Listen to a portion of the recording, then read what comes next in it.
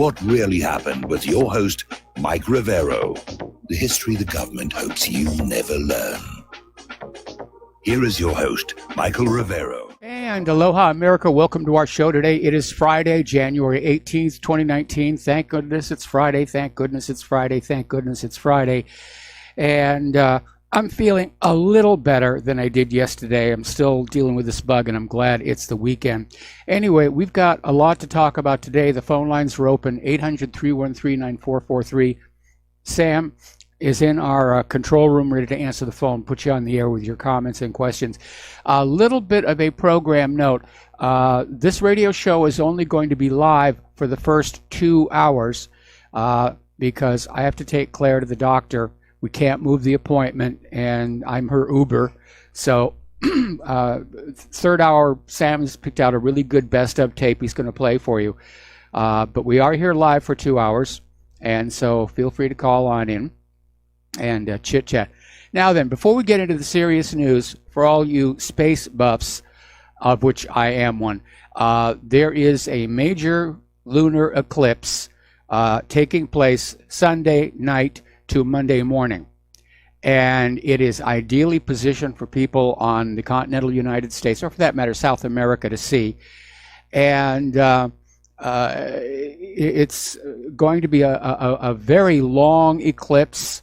Totality is actually going to last like an hour, which is unprecedented. And it's also a supermoon, meaning the moon is at the closest point in its orbit to Earth. So it's going to be an interesting little sight. So if you are on Pacific Coast time, then the eclipse begins at 7:33 p.m. and it ends at 10:50 p.m. If you're on Mountain Time, obviously it's 8:33 start, 11:50 end. If you're on Central Standard Time, it's at 9:33 is when it starts in the evening, and it ends at 12:50 a.m. the next morning.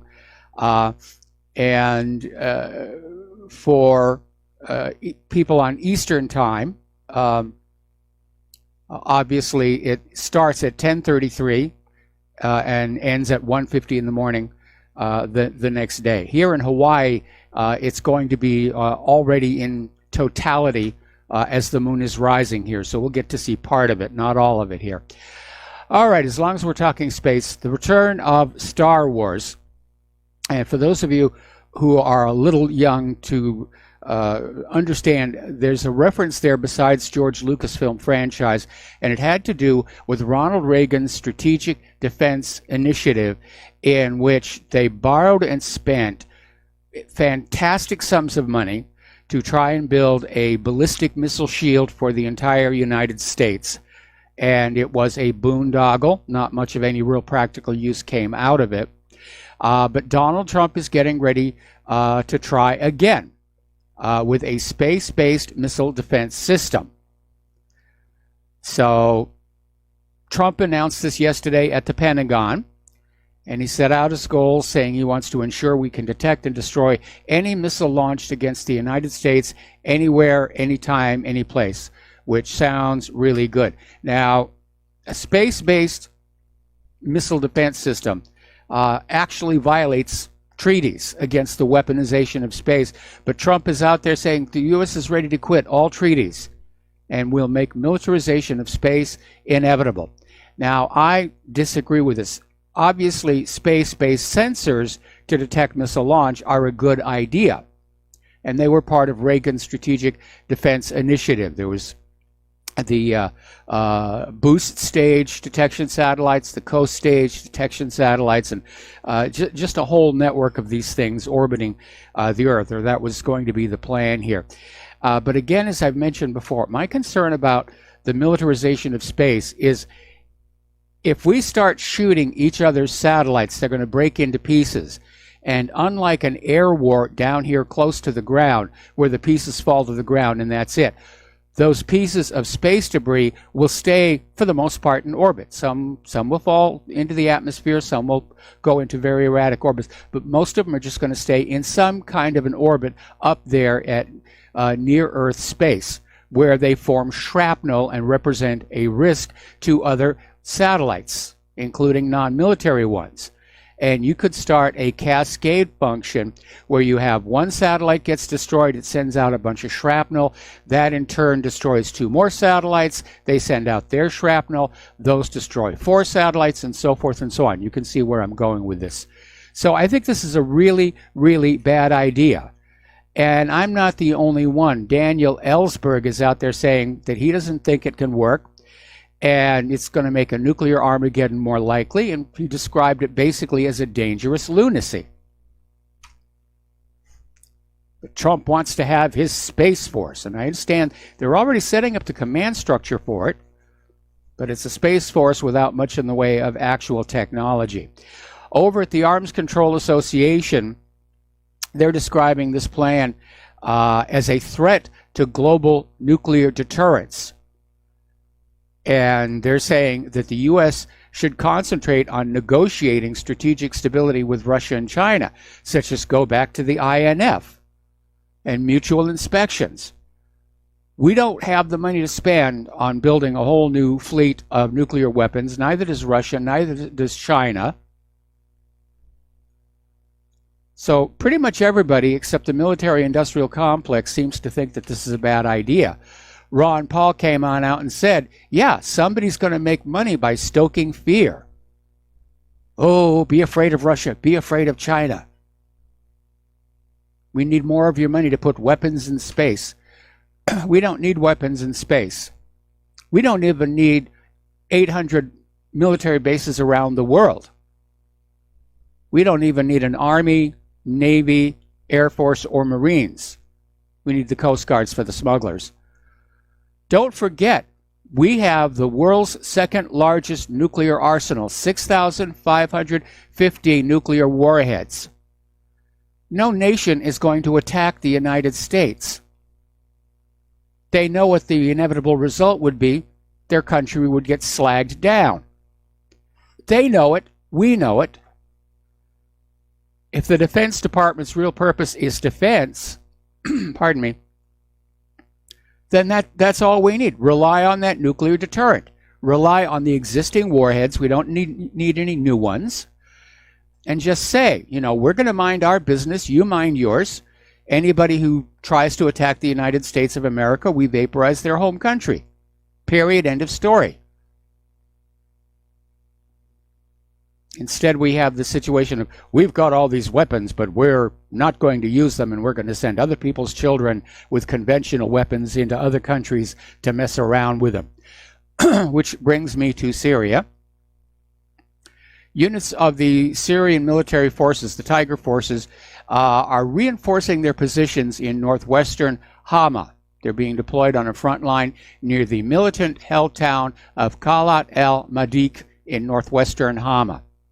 And this may be signaling an upcoming offensive in the area. Now, apparently, Turkish President Erdogan and his Russian counterpart, Vladimir Putin, are set to meet in Moscow on the 23rd of this month. And it's believed that they will discuss the situation in Idlib, among other issues, and possibly look at some kind of a new way to reinforce the failed demilitarized zone agreement during that meeting. So I'm glad somebody's talking to somebody here. Now, there was an interesting article that came on out from FFF.org, and it's basically lambasting Donald Trump for that nighttime trip to Iraq over Christmas. And I'm sure a lot of people agreed with me that it was great for Trump to go see the troops and give the troops a chance to see him and help build their morale. But he sort of basically snuck in and snuck out. And there's an interesting statistic that you need to keep in mind. We've been talking about how the United States has been in Afghanistan for 17 years.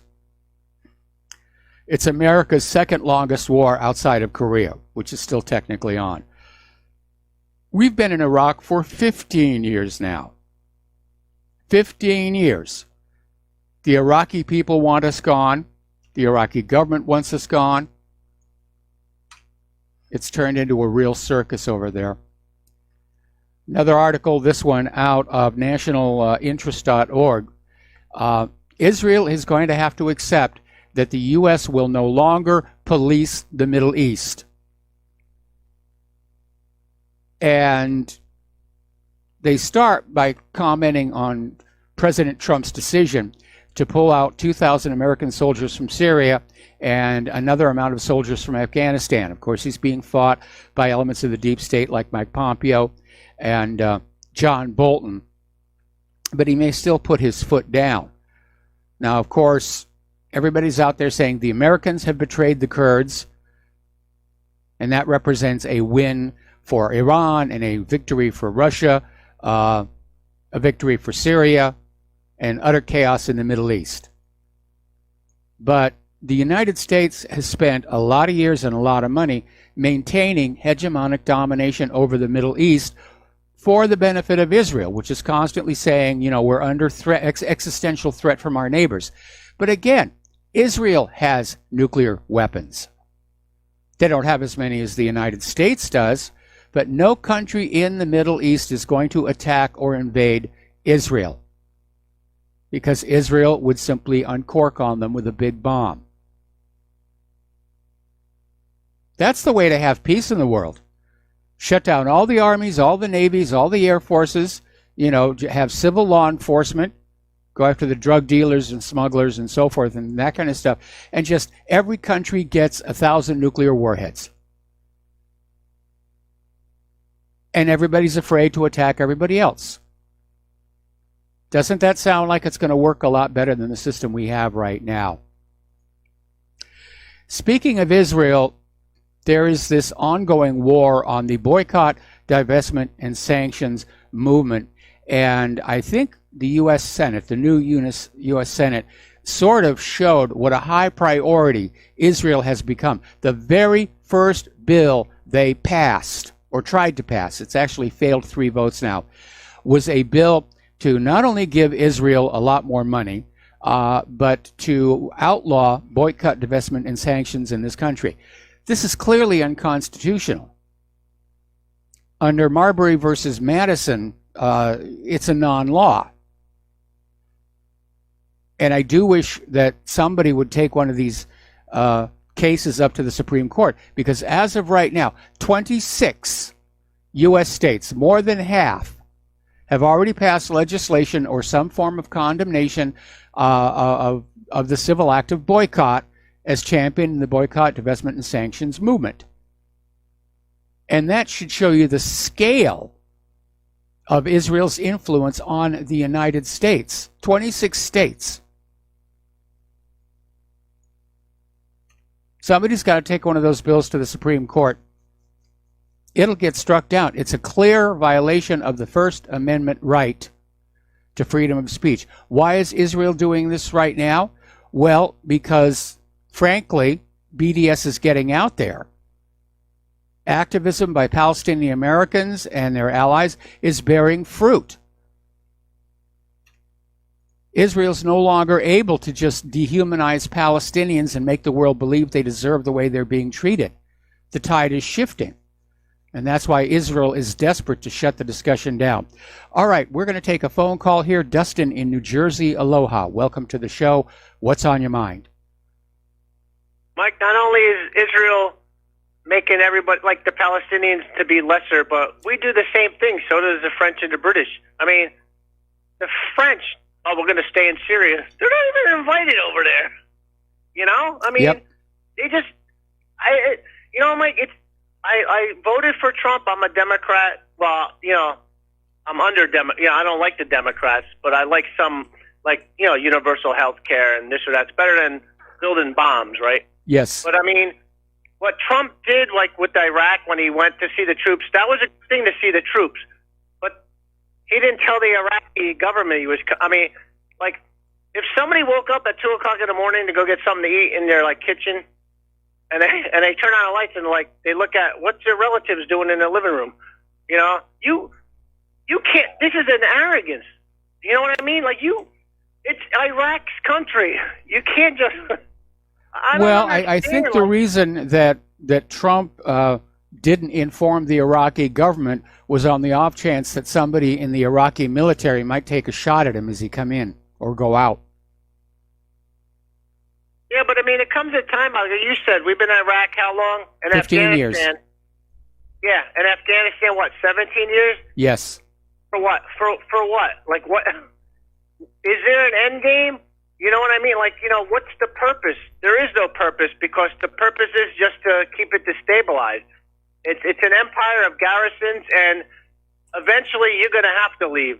I think Trump partially knows that because it's bleeding you money, in the long run. Yes. But Mike, I looked at also like Nancy Pelosi with Trump, where he canceled the Air Force trip for her. She Yes. just got off a vacation in Hawaii, where Yes. you're at. She comes home and ready to take another trip to Brussels, Belgium, right? Egypt, And Afghanistan. to say hi to the troops.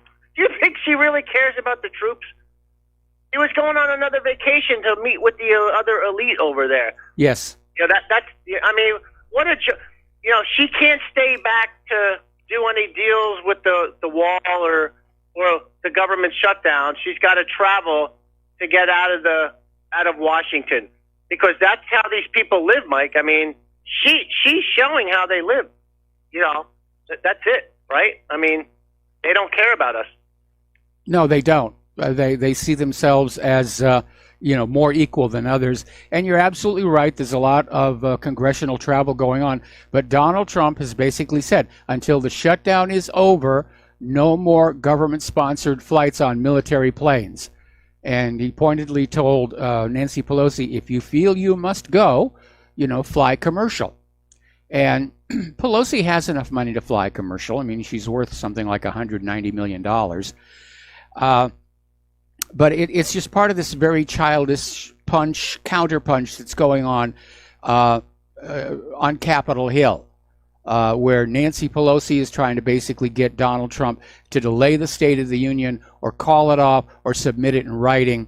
And this was Trump's rebuttal, if you will. And you know what's funny, Mike? You look at the rank and file people, our government's bloated by about 95%, right? I mean, come on. Something like that. I mean, I feel bad for the people working for the government, for the lower echelon. I mean, they don't all get paid $100,000 a year.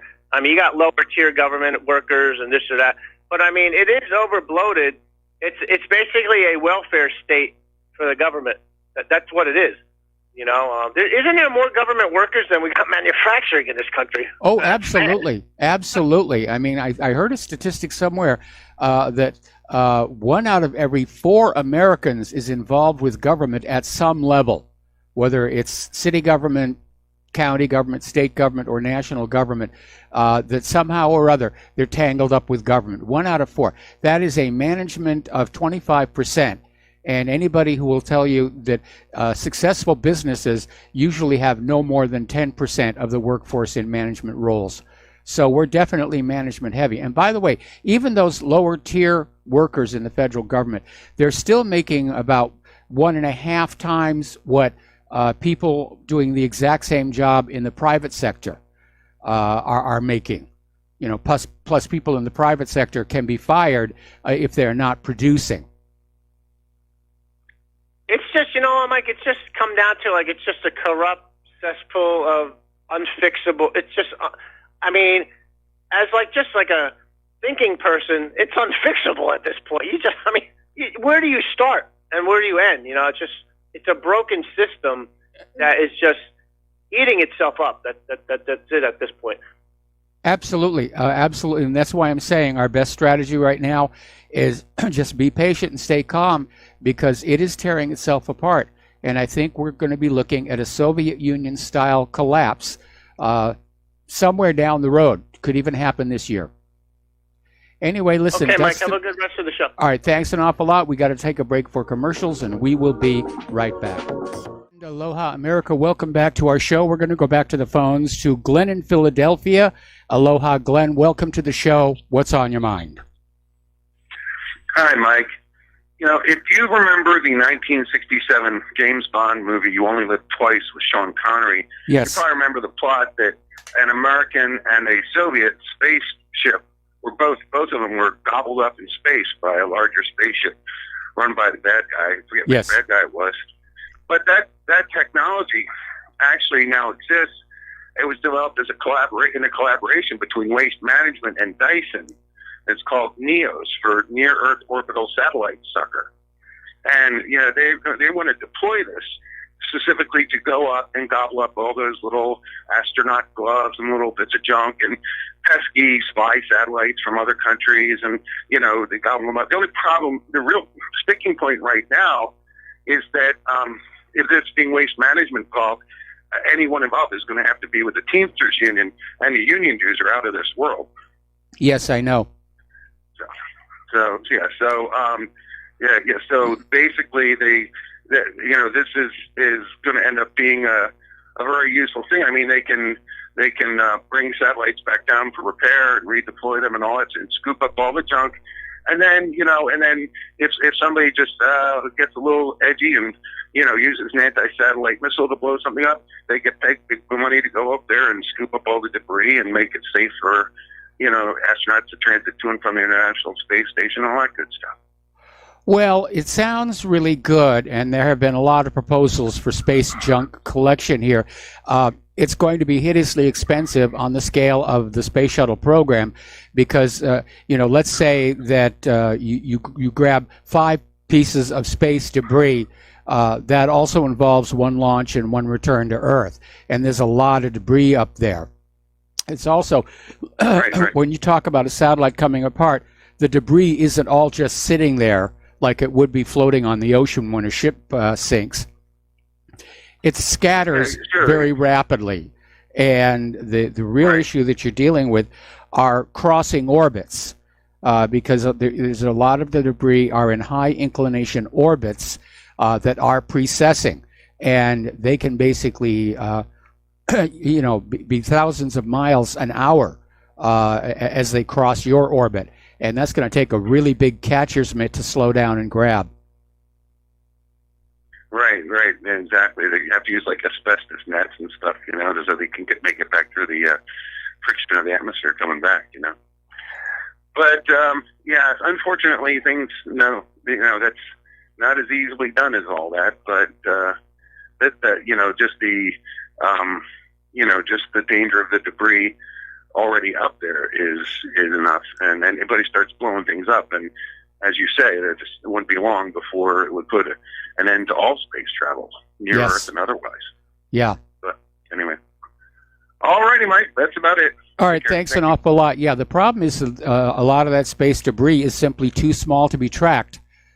NORAD tracks the larger space debris from here on Earth. Pardon me. But there's stuff up there that's very small. Flecks of paint, screws that have come off spacecraft, the astronaut's glove, and of course these days, again because of treaty, all satellites have to include a means to deorbit and come on down. We had one come on down just south of Maui here about a couple of months ago. But there's a lot of stuff up there from before that treaty was signed, and it's dead, it's non-functioning, it's just sitting there, and it's making a mess of the place. And, it's sort of like that Pacific garbage patch. The stuff is very, very far apart, but taken all together, it is starting to cause a great deal of concern. Again, because it's all whizzing around so fast. All right, let's take, I'm going to leave this next phone call off until after we come back from the next commercial break here. Getting on down to Israel, Israeli forces are still using excessive force against peaceful protesters in the Gaza Strip. Apparently, a woman and a child were killed during the 42nd week of the Return and Breaking the Siege March. 143 civilians, including 34 children, 3 women, 3 journalists, and 3 paramedics, were wounded. 3 of them seriously wounded. And apparently in the Gaza Strip, the Israeli forces killed Amal al-Termasa, 44 years old. She was hit with a bullet to the head. At the time she was shot, she was 200 meters away from the border fence between Gaza Strip and Israel. So it doesn't look like she was even part of the protests. Just got hit there. Little factoid, the poverty rate in Gaza now exceeds 80%. And the General Federation of Palestinian Trade Unions is warning both poverty and unemployment rates have reached unprecedented levels in the Gaza Strip because of the economic strangulation. Israel's Security Minister Gilad Erdan is asking for the international observers to be expelled from Hebron. He's out there saying they're clearly not neutral, they're hostile to Israel. They complain about everything that we do. Okay, we got to take a break for commercials. We got a caller waiting on the line, and we will be right back. And aloha, America. Welcome back to our show. Here we're going to go back to the phones to Lenny in California. Aloha, Lenny. Welcome to the show. What's on your mind? Hey, Mike, I want to talk about the hypocrisy of Pelosi. And after she subliminally suggested that Trump cancel the State of the Union address, she had a little press conference and stood before the cameras and the mics and smirked about how she hadn't heard from Trump and how usually his Twitter account was so busy. She actually stood there and smirked about that. But I like what he did, and waiting right before they were about to board the plane, and then he dropped the hammer on them. Okay, that's what I call a grown man move. I guess it's safe to say he won't be getting off in any Gillette commercials. I think the only person who liked that Gillette commercial was Stephen Colbert. What was really interesting was apparently these congressmen were on their way to the airfield in a chartered bus, and they had to just turn around and come back when the word came on down. Nope, that military plane is not going to take you anywhere. Yeah, and here's the other thing. Talking about, she was saying how there would not be enough security to keep everybody safe at the so-called State of the Union address. Guess what she did? She not only had security to go with her to Brussels on a vacation, then to Egypt, and then to Afghanistan to make herself to really upstage Trump after Trump went to Iraq. Okay, she hired extra security to go with her, which would have cost more than what it would have cost to cover the State of the Union. Okay. Now, as far as Lindsey Graham and the likes of him, you know, trying to power Trump's what I call intestinal fortitude down and saying, "Oh, we need to stop this sophomoric tit for tat kind of moves." I got one thing to say to Pelosi, and I'm saying this with pun intended. Hey, tit, meet tat. That's all I got to say, Mike. Thanks. All right. Thanks an awful lot, Lenny. And the Department of Homeland Security and the FBI and the Secret Service have already come on out saying it's utterly ridiculous to say that the State of the Union speech is in any kind of security danger, unless there's an inside job, which is always possible here. Okay, the phone lines are now open. There we go. Getting on back to Israel, apparently Israel's Attorney General Avichai Mendelblit will meet with Prime Minister Netanyahu's lawyer to discuss Netanyahu's request that Mendelblit not make any decision in the cases against him prior to April's election. Now, reading between the lines here, it sounds like Netanyahu knows he's about to be charged, and he just wants to avoid not having it out there before the election. But this is almost as good.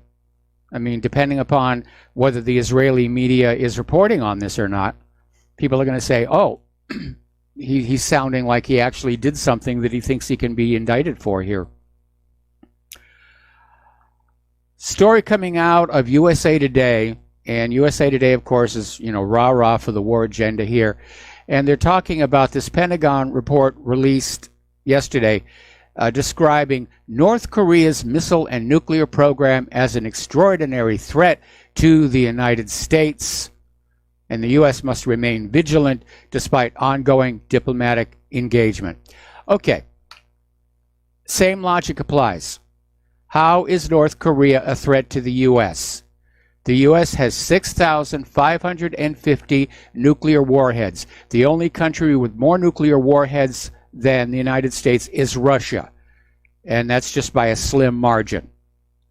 If North Korea were to attack the United States, the result would be obliteration for North Korea, and the North Koreans are smart enough to know that. This is all fear-mongering on the part of the Pentagon to get you to go along with more military spending, more toys for the military. By the way, completely tangential, I was watching the educational channels last night, and let's see, there was a show on talking about bird strikes, and it started out with the Miracle on the Hudson, which we all know was an absolutely heroic case there, talking about the very real problem of bird strikes and the fact that it does happen a lot more than people know. Obviously, the aviation industry doesn't want you to know that it's a problem, but they did an interesting little statistic that military aviation accounts for only 6% of all the aircraft in the sky, but is responsible for 1/3 of the bird strikes, because they like to fly low down and very, very fast. And they had some rather spectacular video as well. Apparently, it's when you're in takeoff or landing, bird strikes are possible. And for the commercial jetliners, once they're up there, 30,000 feet, 35,000 feet, they're not going to find any birds up there. But it was an interesting statistic here. Okay, story out of, again, a newly released Pentagon unclassified intelligence report created by the Defense Intelligence Agency is warning that China is making rapid advances in military technology and that they already lead the world in key weapons areas. They're on the cutting edge. Remember all this talk they had a few months ago about, oh, China's trying to steal our military secrets. China doesn't need them. Okay. Well, over in the House of Representatives, they passed a resolution, actually an amendment, that specifically says, we deny funding to a border wall. The amendment passed 230 to 197. What was interesting was that 8 House Democrats voted against it. So Pelosi is losing a lock on her leadership position.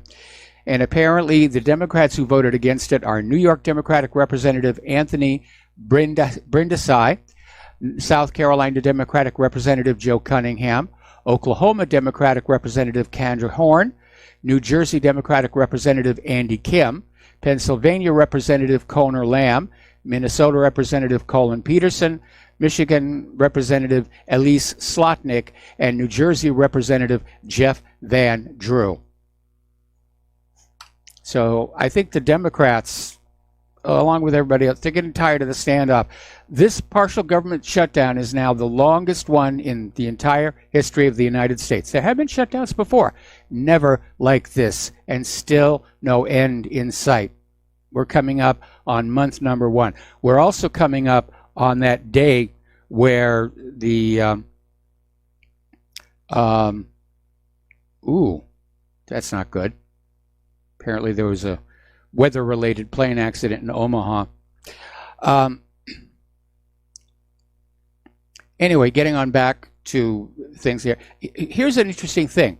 The latest polls are showing that Trump is gaining points with Latino voters during this border wall shutdown. Now, the headline says it's a shock poll. I don't find it shocking at all. I mean, my sense of it is that the legal Latino migrants, the legal Hispanics who came here through the process properly, are very angry over the illegal immigrants coming on in and basically competing for the same resources. And I think the legal Hispanic immigrants are getting tired of being sort of conflated or mixed in with the illegals.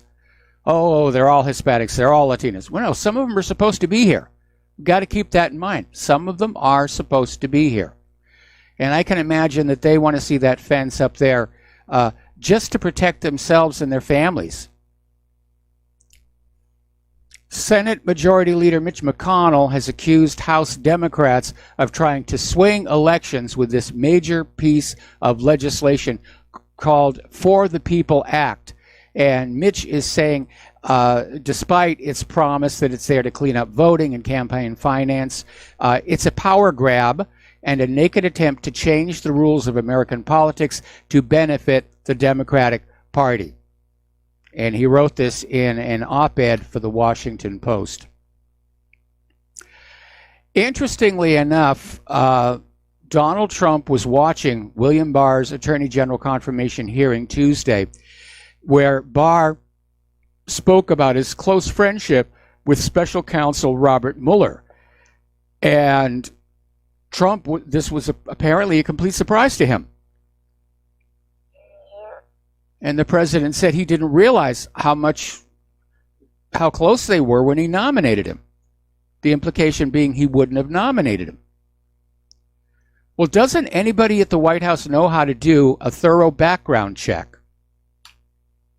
How can you nominate somebody for one of the most powerful offices in the land and not do everything that you can do to find out if he's got any compromising connections, which in this case he clearly does? I mean, we here on the internet, we dug up Barr's connection going all the way back to Ruby Ridge and protecting Lon Horiuchi from prosecution for gunning down Vicki Weaver. So we have another man slated to go into the Office of Attorney General, the top law enforcement office in this country, who has a history of thwarting the law. We don't need another one like that. Meanwhile, over at Robert Mueller's office, he's beginning to take advantage of all the bickering and backstabbing among Trump's insiders.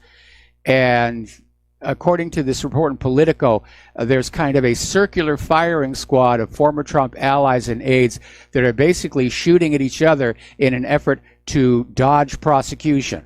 And Mueller is going to take full advantage of that. Now, here's a story. It's been all over the place. I'm not sure I give it much credence, but the way the story is going is that President Donald Trump ordered Michael Cohen to lie to Congress about the extent of his involvement in the Moscow Trump Tower project, and that he wanted to visit Putin during 2016 campaign to help negotiations. Now, this is being sourced supposedly from two federal law enforcement officials who so far are remaining unnamed. And they're claiming Trump personally instructed Cohen to lie to Congress about when the negotiations for the tower ended. And apparently the report is saying that Trump, as well as Donald Trump Jr. and Ivanka, were receiving regular updates about the development. It was a business deal, by the way. We're not talking about national security. It's a business deal. And Trump was, apparently they were hoping the tower could bring him $300 million in profits, which would be a good reason to do that. And mind you, all of this was being done, you know, back before we really started being told we had to hate Russia. But again, we've had so many phony accusations made against Donald Trump. I'm not ready to take this one at face value, not without some confirmation. There's a lot of fake news out there. In fact, to be very honest, I pulled down the story about Ruth Bader Ginsburg having pneumonia, because its original source is this Santa Monica Observer, which is not really a reliable paper, and I can't find confirmation anywhere. So we have to be very, very careful about here. Story coming out of Information Clearinghouse: the U.S. media is intensifying a pretext for ousting Trump. The story is creeping. They're sort of pulling away from Russian collusion, probably because they can't find anything, and they're moving toward a new narrative that he is a national security risk. Just a very vague description. He's a national security risk and therefore should not be president. Boy, they are really, really out for him. Somebody did a study, the Media Research Center, and they looked at all of the news coverage about Donald Trump that aired on ABC, CBS, and NBC last year. And they found out that 90% of the stories coming from the corporate news networks were anti-Trump spin. All right, we're going to take a phone call here from Curtis in Nevada. Aloha, welcome to the show. What's on your mind? Yeah, Mike, we were talking about senior executive service, and I'm making the point that what the shutdown is one of the things is to eliminate this department. And you said that the seniority thing would factor in where they wouldn't be able to eliminate the most tenured people. And you remember that, right? Yesterday? Yeah, I remember that discussion. Hello? Yes, you're on the air. Okay. Oh, right. Okay. But, the point is to eliminate the department or to alter it or to diminish it. And if they do that, these people, it doesn't matter whether they have to retain them because of their seniority, that they would lose the authority that they had as under that department. That we're going to retain you, but we can transfer you to anywhere else. You see what I mean? So it doesn't matter whether they have to keep the actual employee, that they just want to eliminate that department, the SES, because that is, like we said, it was weaponized during the Obama administration, just to be able to get these deep state operatives to give them the kind of immunity so they can operate. Yeah, it's a good old boys club.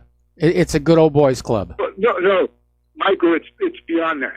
It's the globalist way to reinforce their hold on this government, and just like when they had set up the Jade Helm positioning, that once Hillary got in and a war starts or whatever happens that would cause unrest, they were set up for it.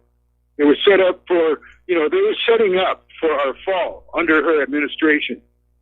And the SES, we eliminate them, they're going to lose any cover that they had as far as, like I said, these bad players walking around like they have immunity. And they were all members of it, including some of the people that Trump has appointed. Like you say, Barr, right? Yes. Well, again, Trump is proving to be easily manipulated, and I think somebody else suggested Barr, and Trump said, yeah, sure, why not? And he shouldn't be quite so cavalier, because he is being surrounded by people who do not like him and who want to protect the deep state. Anyway, Curtis, got to let you go. Got to take a break for commercials. We'll be right back. And aloha, America. Welcome back to our show here. We're going to go back to the phones to Mark in North Carolina. Aloha, Mark. Welcome to the show. What's on your mind? Hey, Mike, what's on my mind is Trump. Boy, he's, let's be honest about it.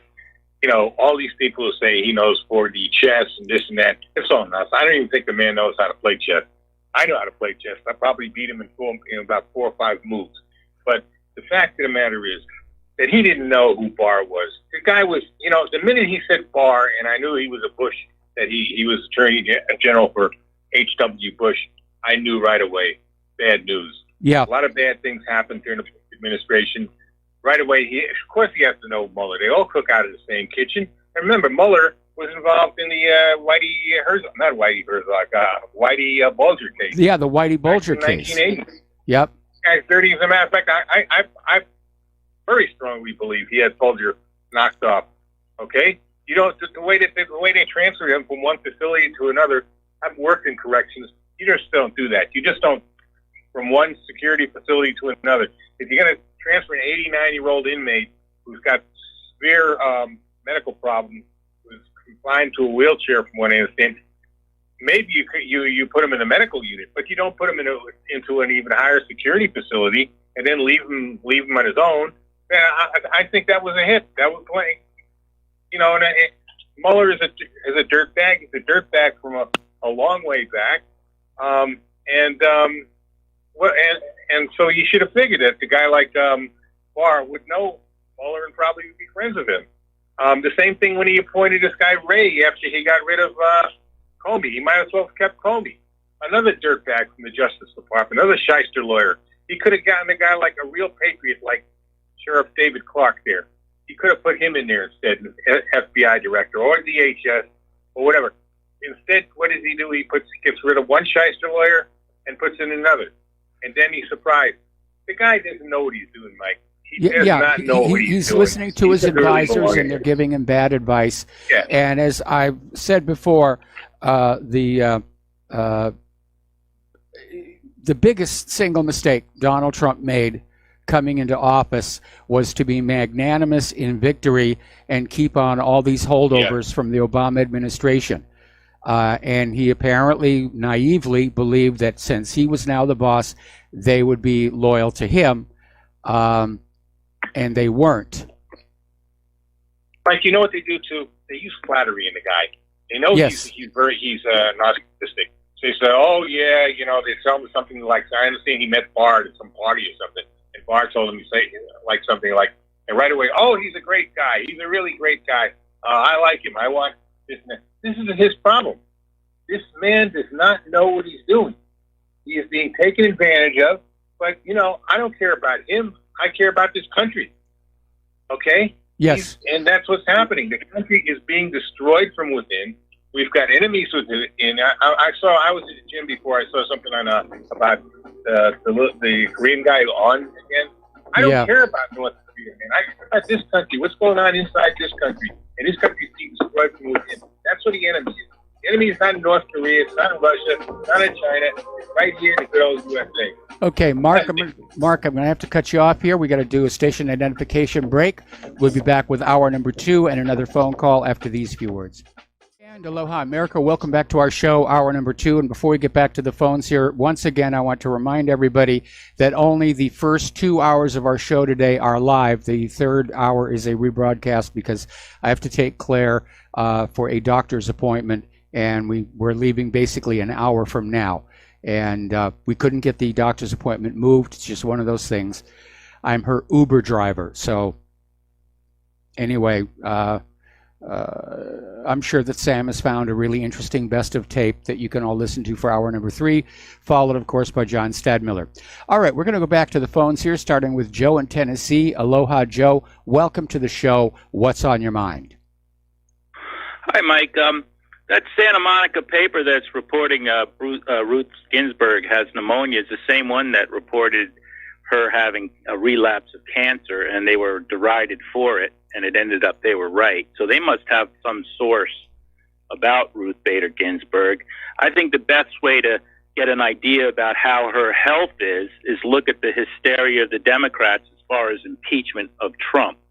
I think the Democrats realize that they're not going to win in the Senate when he nominates Barrett, which he's going to do. Yes. And I think their tactic is to say, well, an impeached president or a president under impeachment proceedings cannot nominate a Supreme Court justice. That can't happen. We have to have this whole impeachment thing settled before the president can name his nominee. I think that's why you're seeing all these, phony stories that, that one BuzzFeed just put out about Cohen. And the timing, I have a feeling she's either dead or living on machines right now.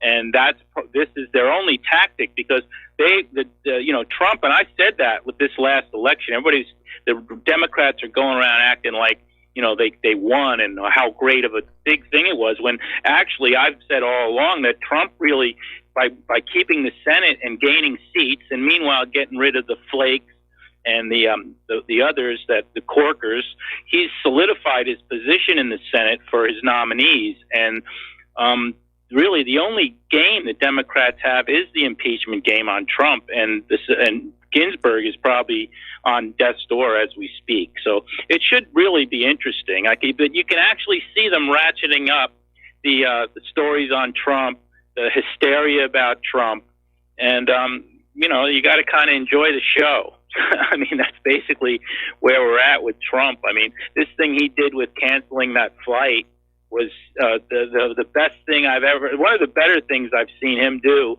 And you have to, as much as people complain about Trump, What other president would have done something like that? The Bush never would have. Romney never would have. No Republican in there, any other Republican candidate I can think of would ever have the moxie to do what he did to Pelosi and show her who the boss really is. And I'm happy about that. I think she needed to have her nose rubbed in it, because she's been walking around like she's a co-equal, to President Trump. And she's not. Actually and she's stated learn that when. She's actually stated in an interview in the corporate media that the Constitution says the Speaker of the House is the equal to the President. And no, Nancy, the Constitution doesn't actually say that, because I got that right here. No, and then the other thing is she's going to find out when he, refills the Supreme Court. She's going to find out how powerless she really is.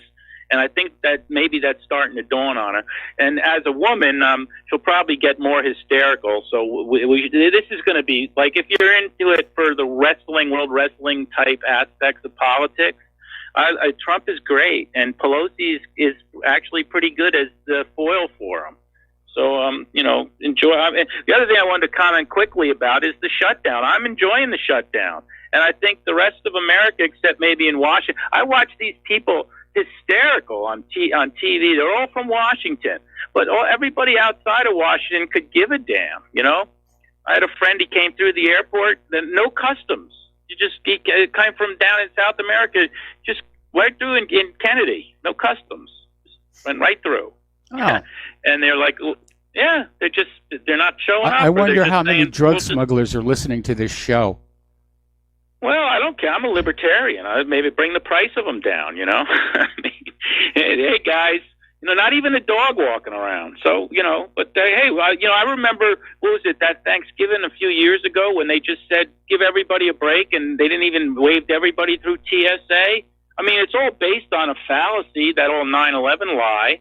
So, what the hell? In the same way with the drugs, you keep the drug prices up. So what, the CIA can make more money to overthrow our government? So yeah, leave it. Let's have it. Forget the customs.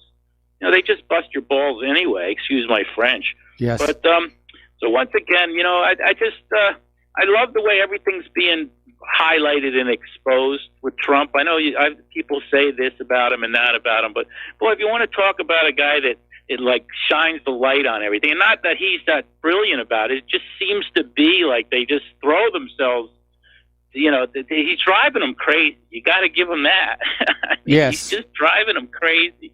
And they're my enemy. So I like to see my enemy driven crazy. So, the problem is that crazy people and desperate people, they do desperate things.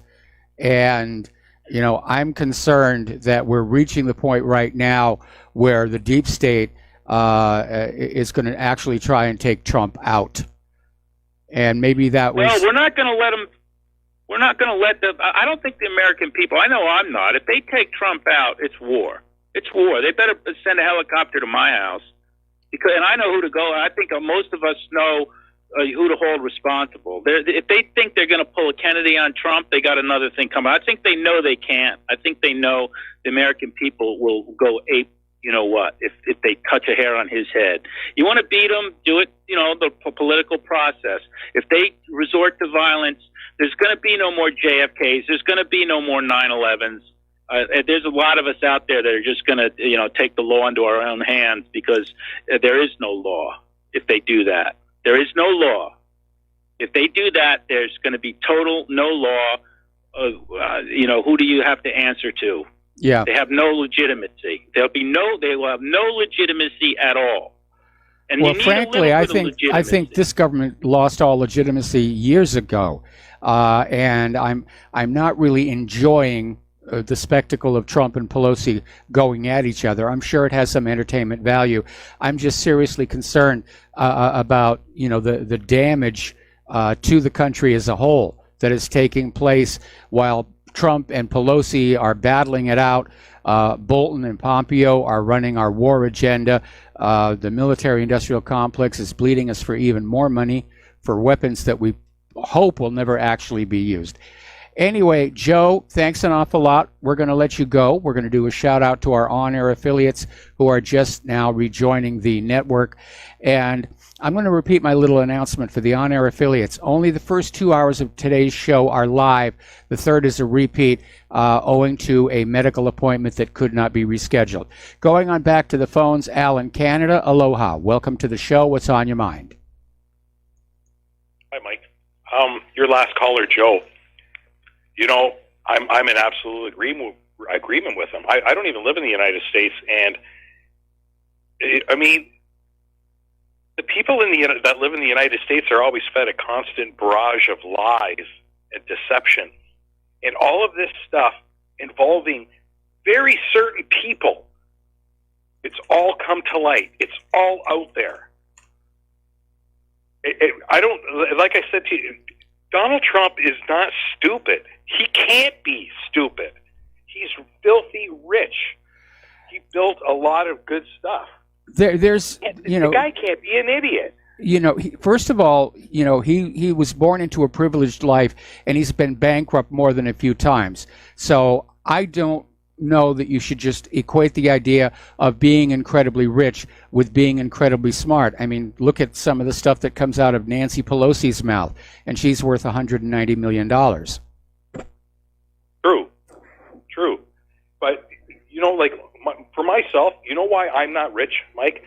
I don't care about that. I really don't. I never did. I never really wanted to be a rich guy. I just wanted to be happy and do what I want to do. Yes. But, you know, well, I'm sure you can relate to that. A lot of people can. But, like I said earlier, all of these people that no one heard of, really, it's all out there. All these holdovers and everything else, it's all out there now. Everyone can see what they're doing. And if you know, I don't know about you, but one of my favorite things to do is to read the comments, if there are some, in news sites. And it gives you a really good idea sometimes of how people are really thinking. Because, I mean, you can spot the trolls right away, and you know what Yes. I'm talking about. People that are paid to be there. It's like Joe said, you know, he still has hope for the United States. And, you know, I remember Ross Perot. I think Ross Perot would have probably done the same thing that Donald Trump is doing. I mean, the guy's facing an uphill battle. He's against the wall trying to push it away. And he's constantly being beaten back, like what with the deep state, exactly what, you know, you and a lot of other people are saying. The deep state hates this guy. Yes. Why? Why do they hate him? Well, they hate him because he derailed their plans to install. They hate him because he derailed their plans to install Hillary Clinton. They hate him because he's unreliable. He can't be relied on to do what he's told. Now, so far, they seem to have succeeded controlling him, except for that border wall. And maybe that's another reason why the Democrats, or as somebody just emailed me, the hysterocrats, are trying so hard to block that. They're trying to deny Donald Trump any kind of a success or victory going into 2020. It's another reminder. You are not really in charge. You get to sit in that nice Oval Office, but you are not really running the country. Other forces are. Well, you know, it is as true as that may seem, that corporation that is the United States of America does have a leader, and that leader is President Donald Trump. They better get used to it, because I have a feeling, Mike, he's not going anywhere for a while yet. Even if it's only another 2 years, the damage that he caused all these people is irreparable. They're all out in the open now. Look at Pelosi. Like you said, she wants to go on vacation again. Come on. Get real. She was calling it a fact-finding trip, and Yes. Well, which is what they call well, vacations. anyways, Mike, you know, I still stay skeptical, Mhm. but, you know, I'm still holding out. I'm holding out because, you know, I'm getting up there too, and it'd be nice to see, you know, people win once in a while. It's always nice to see that. Thanks, Mike, for having me on. It would be Have a good one. very, very nice. Donald Trump keeps making the same mistakes over and over and over again. He's clearly allowing his advisors to steer him, and his advisors are steering him basically into the neocon agenda. I think Donald Trump, with his announcement of a pullout from Syria and Afghanistan, it doesn't seem to be happening. And they're trying to pretend like, oh, it was never really a real thing anyway.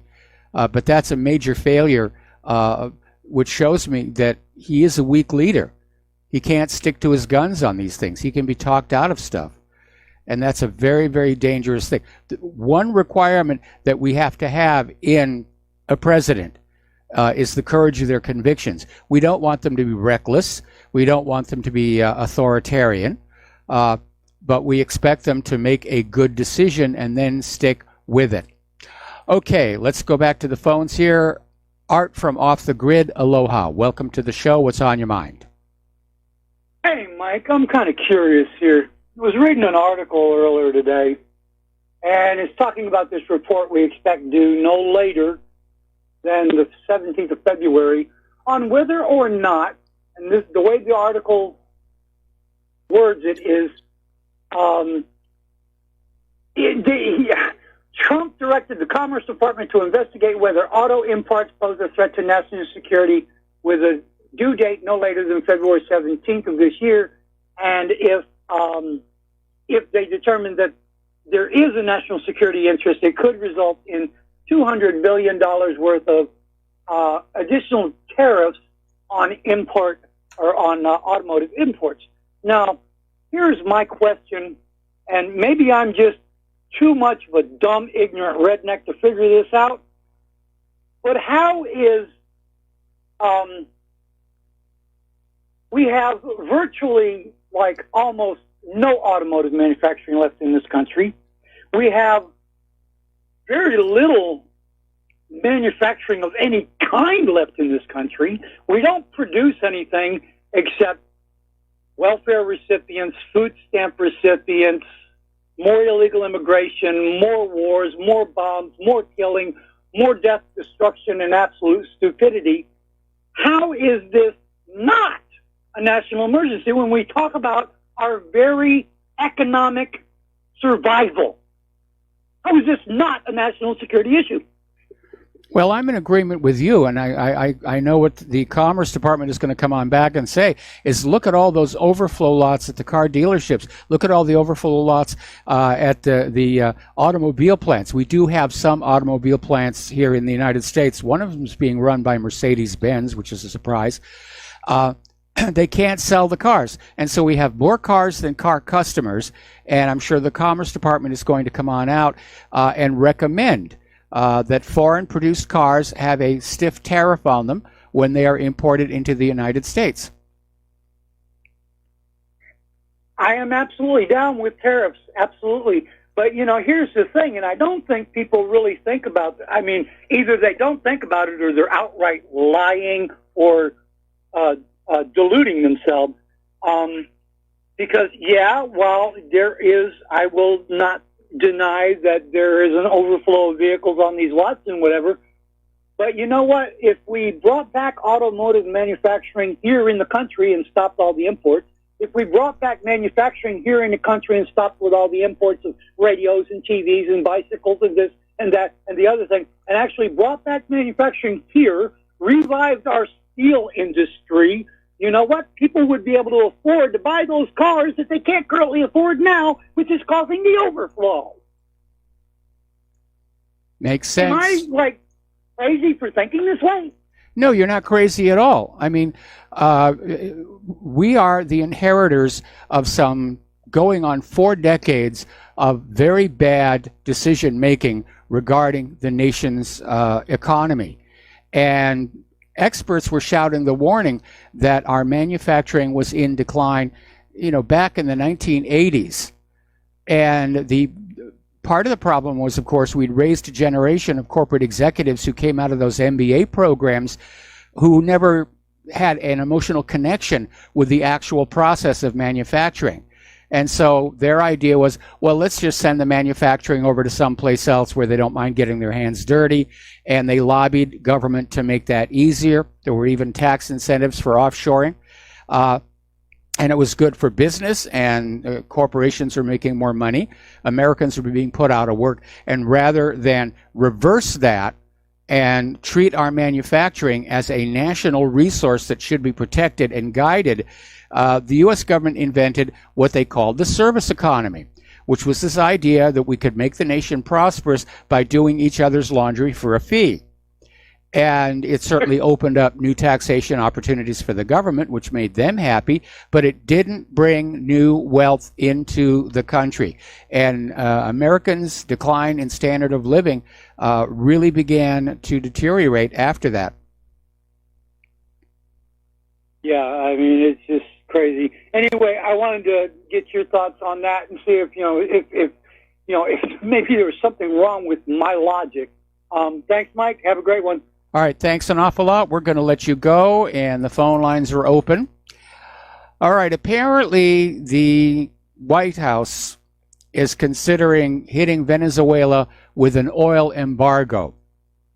The National Security Council has told some U.S. refiners that sanctions on Venezuelan crude exports are under consideration. And the effort would likely focus on the roughly 500,000 barrels per day of crude that Venezuela currently exports to the United States. So it's another hammer blow to Venezuela.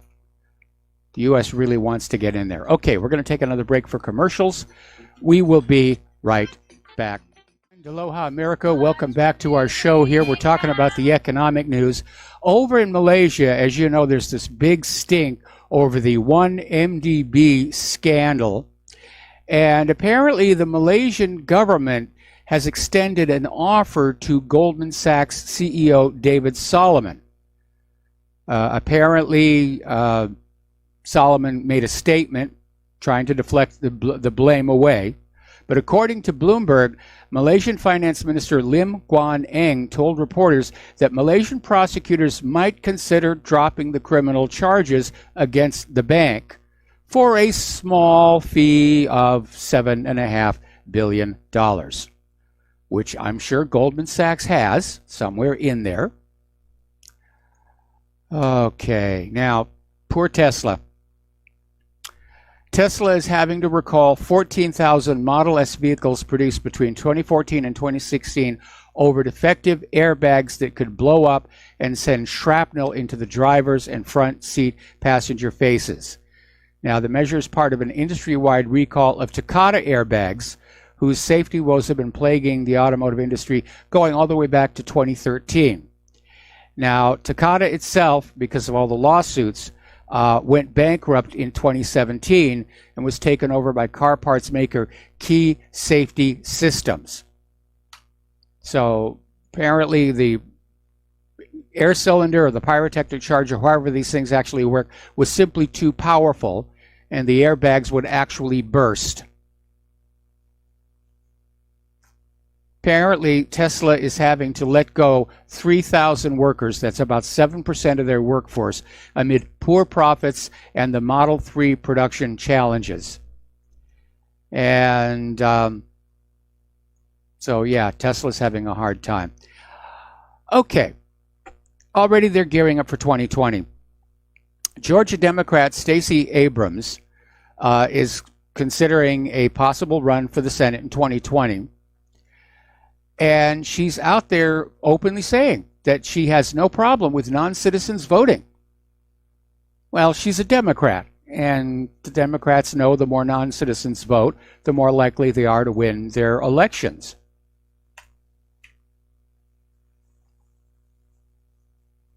But it's just out there in your face. Yeah, bring in all these illegal immigrants, give them free stuff, let them vote.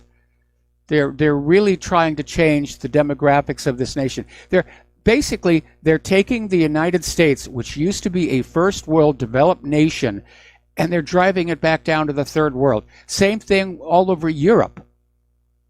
All these third world people are pouring on in, and rather than decide to live in the first world, they're behaving exactly like they did in their home countries. And there was a reason their home countries were the mess they are, is because of these people. And now they've come to Europe and the United States and they're making the mess here. William Hague is predicting chaos over Brexit could force a general election within weeks amid the stalemate in Parliament. And apparently the former Tory leader was doing a briefing for businessmen in the City of London in the aftermath of the crushing defeat of Theresa May's Brexit deal, which wasn't a deal. As Nigel Farage said, it was more of a surrender note here. Now, Lord Hague correctly predicted the last snap election in 2017 and warned that the chances of another are currently being underplayed. I think that would be a good thing if they had a snap election, because everybody they've got in the parliament right now, they're trying to find some way by hook or by crook to end Brexit, to get rid of it or put it off. Now, the Yellow Vests are starting to mobilize in Great Britain.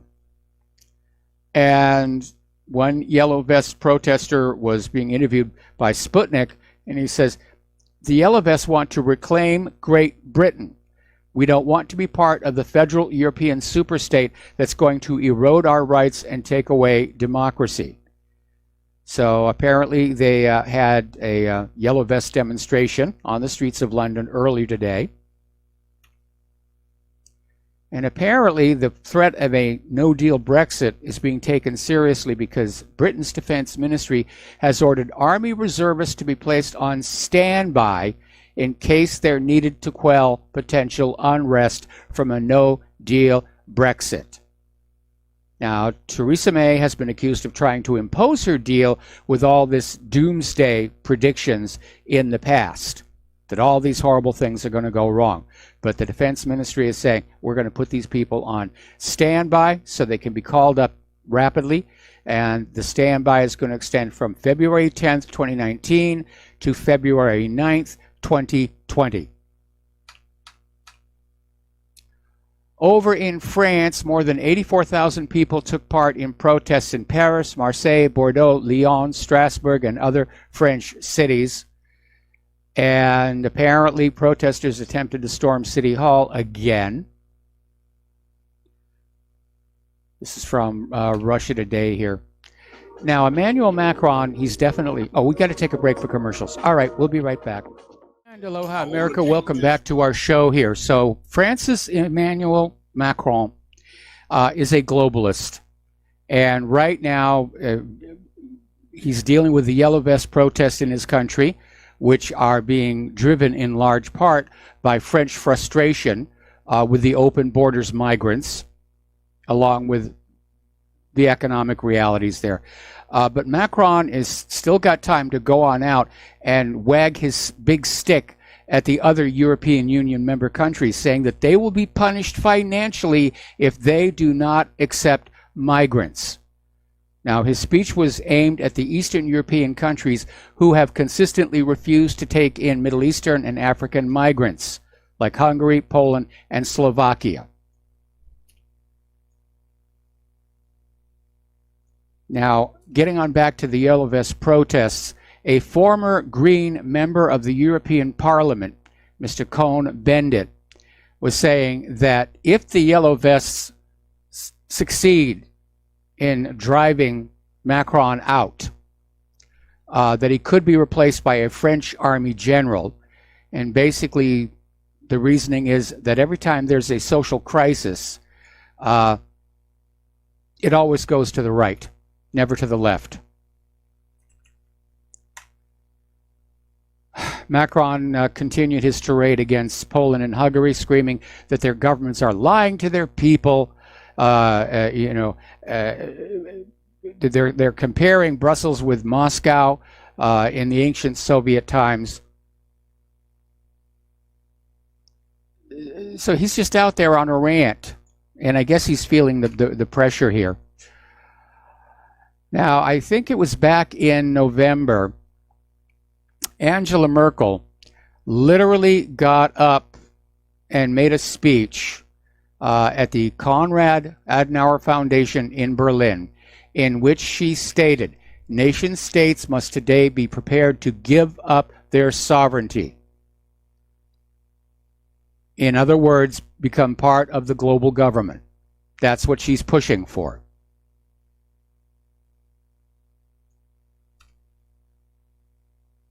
Now, over in the German army, somebody leaked a military report where apparently Germany's top military planners believe the European Union could actually break up by 2040.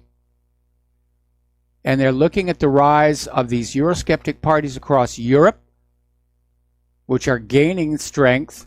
They're looking at the pushback to the open borders place. Yeah, I don't think the EU is going to last. And I don't think it's even going to last to 2040. I think it could be gone in 2 years. Croatia has now announced they will not sign the UN Migration Pact, joining the United States, Hungary, and Austria. And Croatian President Kolinda Grabar-Kitarovic will not sign that, and basically saying, we got to protect our borders.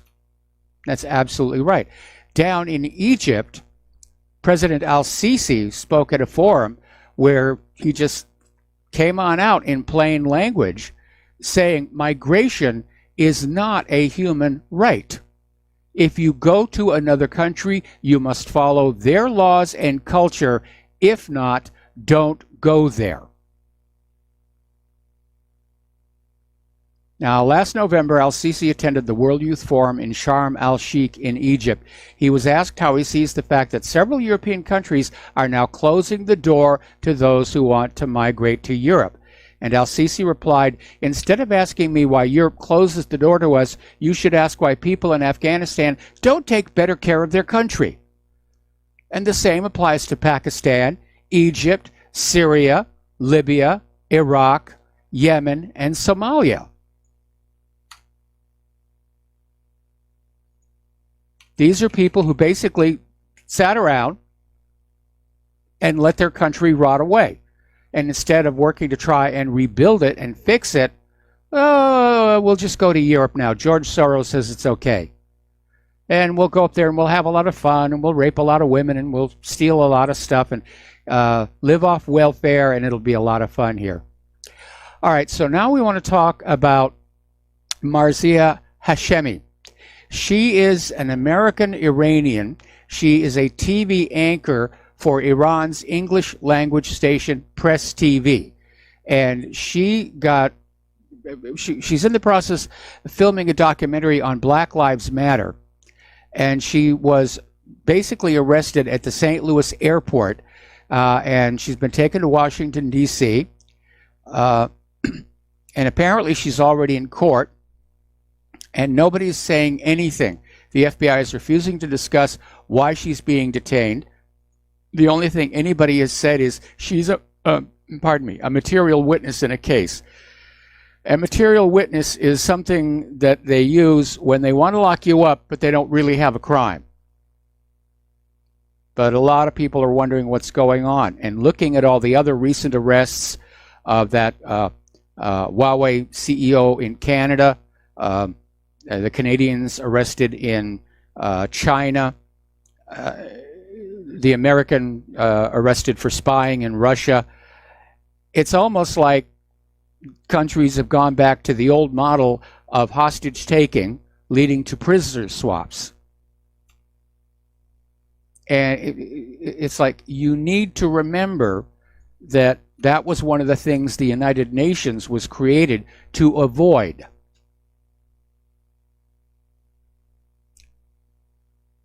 Getting on back to Great Britain, apparently the electronic intifada has been looking at allegations of anti-Semitism. As you know, the British media has been claiming there's an anti-Semitism crisis in Britain's Labour Party, and the reporting has been characterized by dishonesty, exaggeration, outright fabrication. And the target of this manufactured crisis is Jeremy Corbyn and the wider Palestine Solidarity Movement. But this investigation by the Electronic Intifada has documented multiple fake Twitter profiles posing as Corbyn supporters who've been posting virulent anti-Semitism to his Twitter feed. And their analysis is that the accounts share sufficient similarities to indicate that the same person or small group is running them all, and they're looking for more of them. Now, without police enforcement or a court case, it's impossible to know who's doing it. But this is getting to be a very common trick. It's another reason why I stopped using social media. Because somebody will sign onto social media, they'll create a new account in a phony name, they'll become one of your followers, and then they just start posting all kinds of terrible stuff to the Twitter feed. And, oh, Rivero's Twitter feed, it's a haven for anti-Semites. And they're the ones who are posting the anti-Semitic stuff. It's a fraud. It's a lie here. Okay, the Drug Enforcement Agency has a new black eye. In fact, it's one of the biggest black eyes in the history of the DEA. And apparently it turns out that Jose Irizarry, who was a once heralded DEA agent, has been arrested. He's accused of conspiring with another informant to launder more than $7 million in drug money, sometimes using an underground network called the Black Market Peso Exchange. And as you know, the DEA has been plagued with scandals over the last few years. So apparently this guy was rolling in the dough, and he hosted yacht parties with hookers. I wonder if the partial shutdown has affected the DEA here. Alrighty. Hyo Suk George lived legally in the United States for nearly 20 years before she voted in her first election, coaxed to cast her ballot by an enthusiastic town council member at church. She's a green card holder. So to register, she presented a green card, social security number, and driver's license, which was proof enough for the elections officials in Columbus County, then voted in 2008, 2010, and 2016. But on Tuesday, George faced charges of illegal voting from the U.S. Department of Homeland Security. And apparently the judge basically chastised the elections board for letting things get out of control here. And they let George go with a $100 fine. All right, here's an interesting little story. This is out of Activist Post. And it's talking about these automated content monitoring systems on computers. And it starts off mentioning that last year, YouTube's Content ID system, this is the system that looks for copyright infringement, and it flagged Sebastian Tomczak's video 5 times for copyright infringement. The video wasn't a supercut of Marvel Comics or the latest Girl Talk mashup. It was 10 hours of machine-generated static. That's it.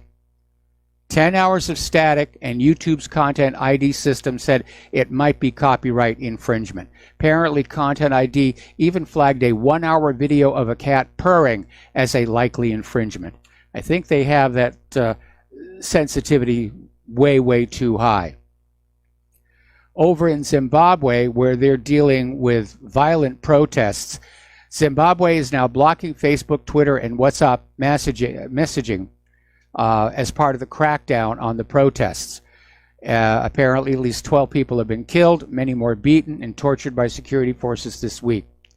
The Zimbabwe Human Rights NGO Forum accused the authorities of cutting off the internet to mask the massive human rights violations. And the protests were sparked by a sharp rise in the price of fuel. Boy, that seems to be going around all over the place here. If you are a Chrome user, you need to be careful. Apparently, there is a year-old Chrome extension which steals credit card data. And apparently, the way it gets onto your browser is there'll be a pop-up that says, you don't have Flash installed, use this Chrome extension instead, or something to that effect. And so unsuspecting users click on those links. It triggers an automated redirect to the malicious extension. Now, not too long ago, there was a big stink where people staying at an Airbnb room had discovered a hidden camera aimed at their bed, and the story went out and it got viral. And apparently now more and more people are checking their Airbnb rooms, and they're finding lots of cameras. And apparently a lot of the hosts are hiding security cameras in the rooms, at least that's what they're calling them. And they're hiding them in the bathrooms and the bedrooms. Now, you can learn how to spot these cameras. There are even little devices that you can get on eBay that you hold over your eye, and it flashes a light beam out into the room, and it will immediately make any lenses out there glow. So you might want to get one of those if you're concerned about your privacy here. Over at Monsanto and Bayer, or Monsanto Bayer, or Bear Santo, whatever they're going to call themselves, they're now working on a project to genome edit fruits and more. They want to patent genetically modified or GMO varieties of fruits using controversial gene editing. Now, the beauty of this for Monsanto is that in the USA, according to a ruling by the Department of Agriculture, gene-edited agriculture needs no special independent testing. Now, that strikes me as a very, very dangerous situation. You've changed the genes. You've changed the protein expression. Yeah, there's got to be testing. This country has gone totally, totally fascist. Okay, massive blizzard impacting the California mountains. Above 5,000 feet, the snow is being measured in feet. Multiple feet, they're saying as much as 100 inches of snow are possible. And we talked about Canada being cold yesterday. Connecticut is moving to have climate change education mandated in elementary school. They're the first state to mandate it. I'm sure there will be others to just convince everybody, oh yes, the world is getting warmer and you are to blame, and you will grow up and you will let the government tell you how to live so we can save planet Earth from all you icky-poo human beings here. It's propagandizing our kids here. I can understand why so many parents want to homeschool. Things to be careful of when you're out there dealing with the snow, and there was a lot of snow.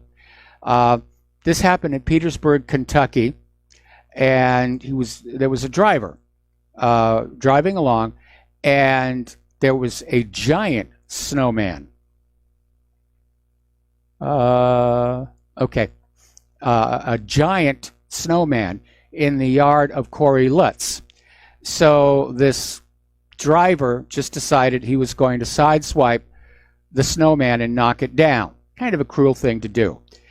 Got a very rude awakening, because apparently the reason the snowman was standing despite its size is it was built around a giant tree trunk that was inside.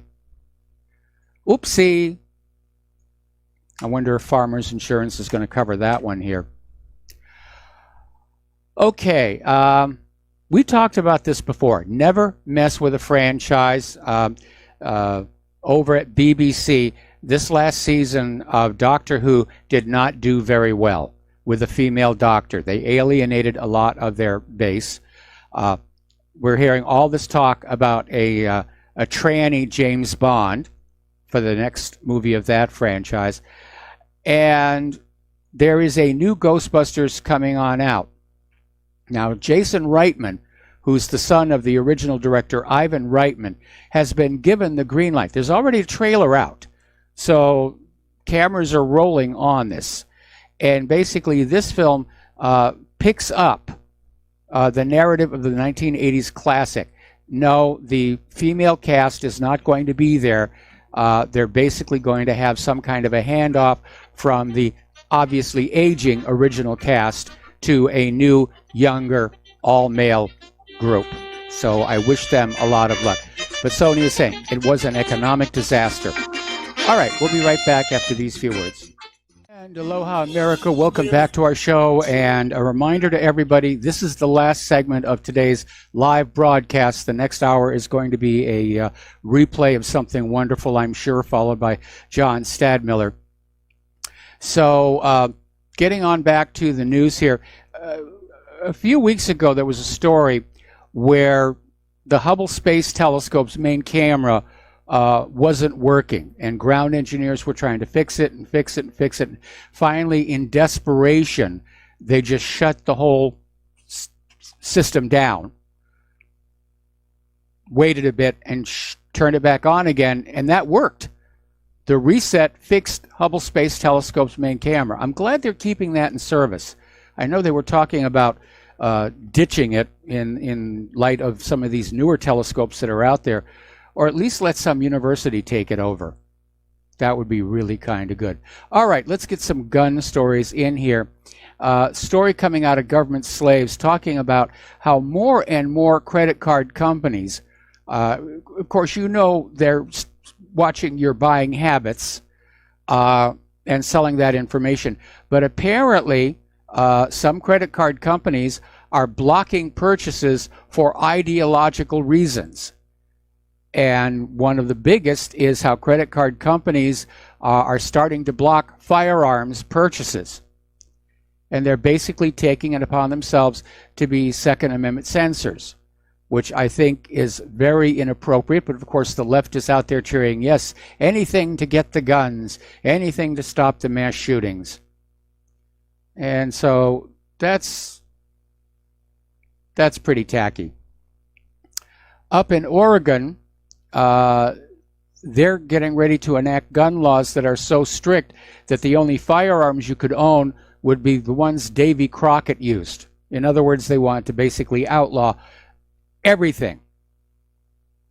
And they want to ban any rifle with a detachable magazine that held more than 10 rounds. There is no grandfather clause. Current owners would have to sell them to an FFL dealer, transfer them out of state, turn them over to police, or destroy them.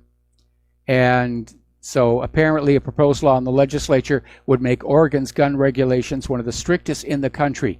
Not only does it include a permit to purchase, but a limit of how much ammunition you can buy a month, plus a ban on magazines that hold more than 5 rounds. People, we are being disarmed.